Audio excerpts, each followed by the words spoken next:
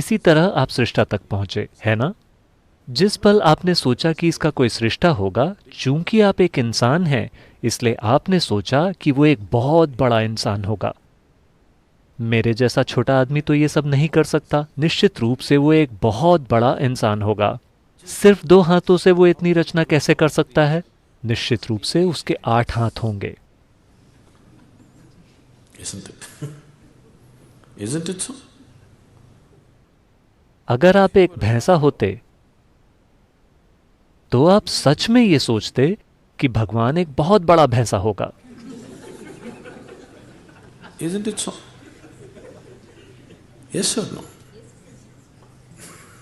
आप जाकर किसी भैंसे से पूछकर देखिए, वो आपसे यही कहेगा कि भगवान एक बहुत बड़ा भैंसा है, शायद 4 सींग वाला। You know Idi Amin? आपने ईदी अमीन के बारे में सुना है, युगांडा वाला? ईदी अमीन ने ऐलान किया कि भगवान काले हैं। मैं उससे सहमत हूं। अगर गोरों के भगवान गोरे हो सकते हैं, तो कालों के भगवान काले क्यों नहीं हो सकते? पर वे दोनों ही भ्रम में हैं। हम जानते हैं कि भगवान सांवले हैं।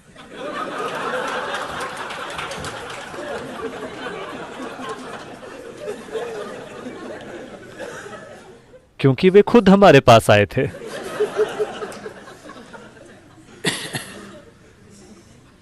कुछ समय पहले मैं अमेरिका के नेशविल शहर में लोगों के एक समूह से बात कर रहा था और मैं उन्हें एक चुटकुला सुना रहा था।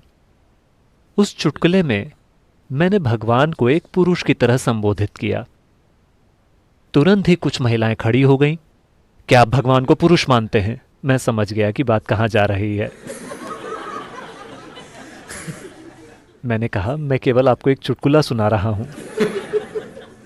नहीं, आपने पुरुष का संबोधन किया। क्या आप भगवान को पुरुष मानते हैं? वे चुटकुलों को बहुत गंभीरता से लेते हैं।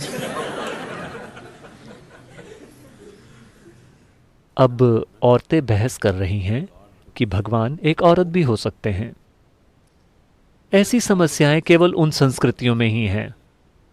भारत में हमारे पास पुरुष भगवान, स्त्री भगवान, गाय भगवान, बंदर भगवान और हर आकार व प्रकार के भगवान पाए जाते हैं, रेंगने वाले, चलने वाले, उड़ने वाले, क्योंकि हमें भविष्य में आने वाली सभी समस्याओं का अंदाजा था।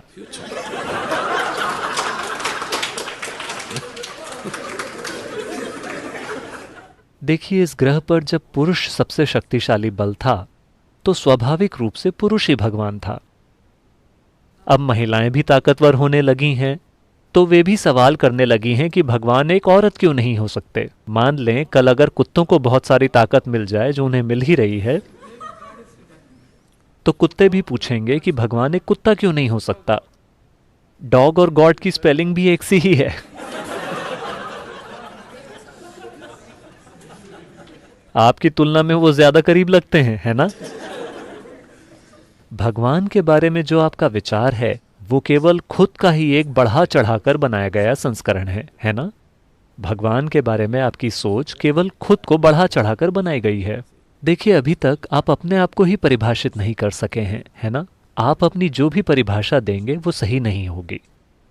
किसी भी प्रकार की परिभाषा काफी नहीं है पूरी तरह से इस जीव का वर्णन करने के लिए। जब सृष्टि का ये छोटा सा टुकड़ा ऐसा है, तो सृष्टि के स्रोत को आप कैसे परिभाषित कर सकते हैं? आप इसे न तो परिभाषित कर सकते हैं, ना ही इसे समझ सकते हैं। आप केवल इसमें विलीन हो सकते हैं। आप इसका अनुभव कर सकते हैं। आप इसे कभी जान नहीं सकते। आप इसे ज्ञान नहीं बना सकते। आपको ईश्वर के बारे में जो भी ज्ञान है, वो पूरी तरह बकवास है, सांस्कृतिक बकवास। जिस भी तरह की संस्कृति में आप हैं, आपका ईश्वर भी उसी तरह का होता है ना? इसका केवल अनुभव किया जा सकता है। अनुभव का अर्थ ये नहीं है कि आप इसे खा सकते हैं या आप इसे समझ सकते हैं। नहीं, आप बस इसमें विलीन होकर ही इसे अनुभव कर सकते हैं, और कोई तरीका नहीं है। इसलिए हम केवल विलीन होने के उपाय तलाश रहे हैं, ताकि हम उसे अनुभव कर सकें जो हमसे कहीं ज्यादा विशाल है।